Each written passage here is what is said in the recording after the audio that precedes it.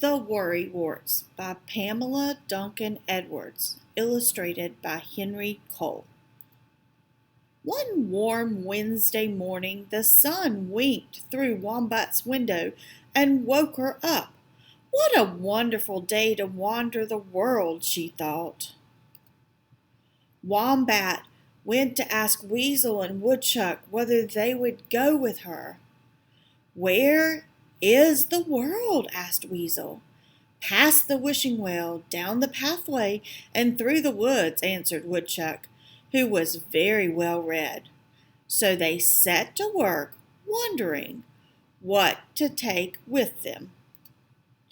Wombat wanted watercress on whole wheat bread sandwiches, walnut wafers, waffles, and whipped cream wedges of watermelon, and her walking stick. Weasel wanted wieners and liverwurst, and his water pistol. Woodchuck wanted the W volume of Webster's Book of Words, in case they needed to look up information about the world. But then Wombat began to worry. "Wait!" she wailed. "What if we're walking past the wallflowers and a swarm of wasps is waiting? What if they swirl around us and we've nothing to swat them with?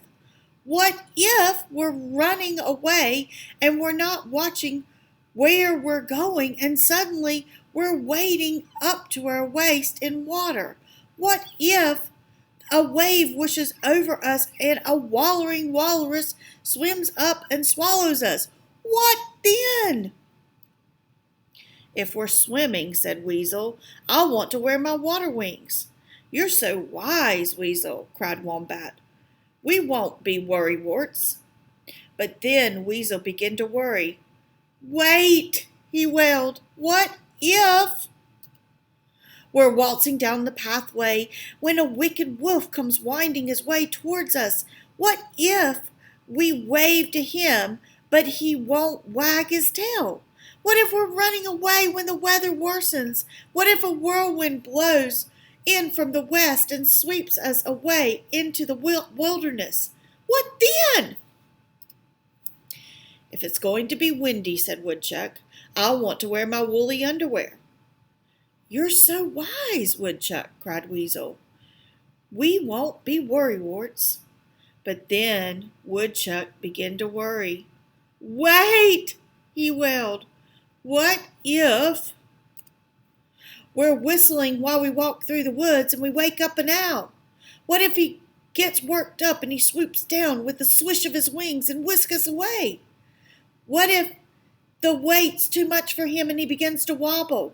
What if he drops us into a swamp and a warthog comes waddling along and wallops us? What then?" "If we're going to fly," said Wombat, "I'll want to wear my wind helmet." "You're so wise, Wombat," cried Woodchuck. "We won't be worrywarts."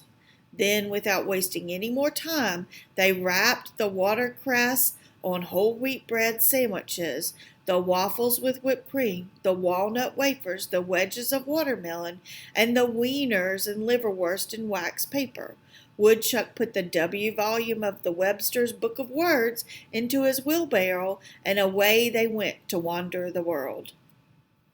After a while, Wombat said, "I was wondering whether we should eat our sandwiches."